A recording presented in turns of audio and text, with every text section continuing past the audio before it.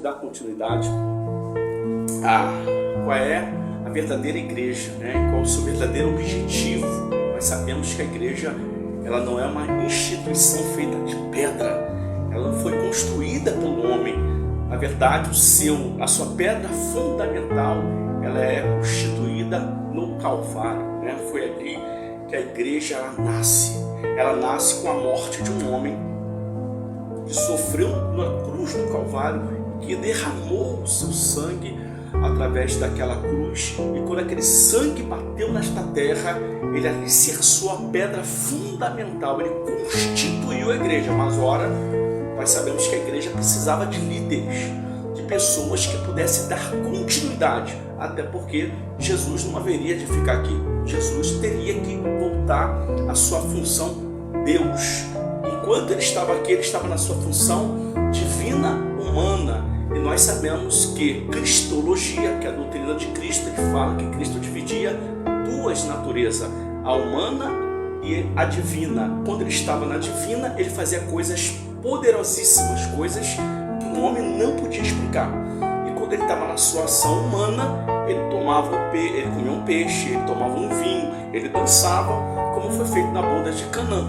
Ou seja, ele era um homem e nele não havia formosura, como está em Isaías 53. Então, Cristo, ele é a criação da igreja, só que ele precisa delegar, ele precisa passar essa autoridade para os seus talmidim. No hebraico quer dizer discípulo. Essa palavra discípulo vem da palavra talmidim no hebraico. Então, Cristo, ele ordena esses homens a propalar o seu evangelho. E quando você abre aqui Mateus 10, você vai ver ele mandando fazer igreja. Ele não manda constituir igreja, ele não manda você perder tempo com a igreja, ele manda ide e pregai o evangelho a toda criatura. Então, amados, o que eu quero dizer para vocês é o seguinte: infelizmente, tem muito lobo vestido de cordeiro se dando muito bem nas custas de muita gente. Eu podia ser um deles, né?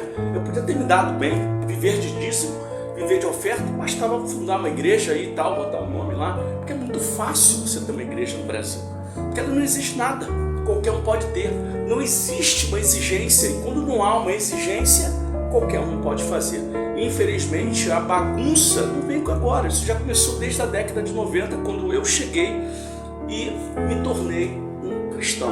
Quando eu resolvi sair do meio evangélico, eu parti para o judaísmo cristão, que é um evangelho que nós chamamos de Bessorot, mas ligado às raízes judaicas. Por isso que eu estudo os judeus, né? Os meus instrutores são judeus, e todas as vezes que eu chego aqui eu falo Shalom, eu não falo isso brincadeira, eu estudo isso.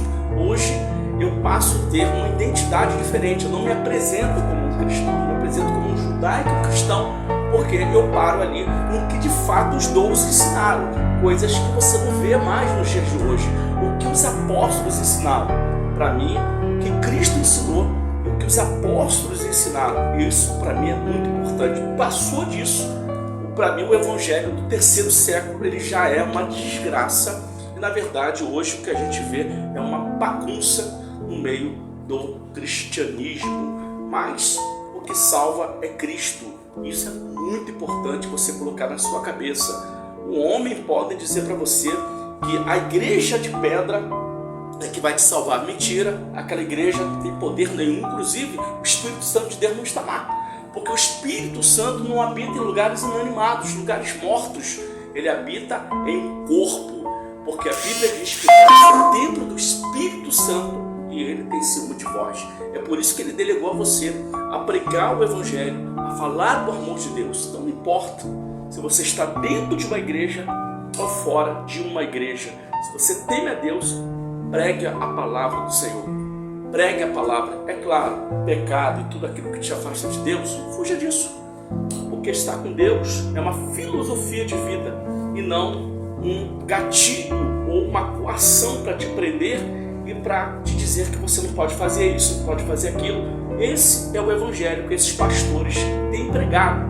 mas eles não visam alma, eles visam dinheiro, porque quando você coloca uma rédea na cara de uma pessoa e coloca leis dizendo que ela vai para o inferno, e o inferno é a maior jogada desses pastores, Inclusive, a própria proposta do dízimo que eles ensinam de 613 mitzvot, que vem do hebraico, quer dizer leis. Eles dizem que você tem que dar o dízimo. Se você não dá, você vai para onde? Para o inferno. E a Bíblia não fala isso. Pelo contrário, a Bíblia diz que só existe uma maneira de você perder a sua salvação. E essa maneira é rejeitar a ação salvífica do Salvador Jesus Cristo. Você rejeita isso, você blasfema contra o Espírito Santo. Por quê? Porque quando eu estou pregando o Evangelho, o Espírito Santo de Deus me usa.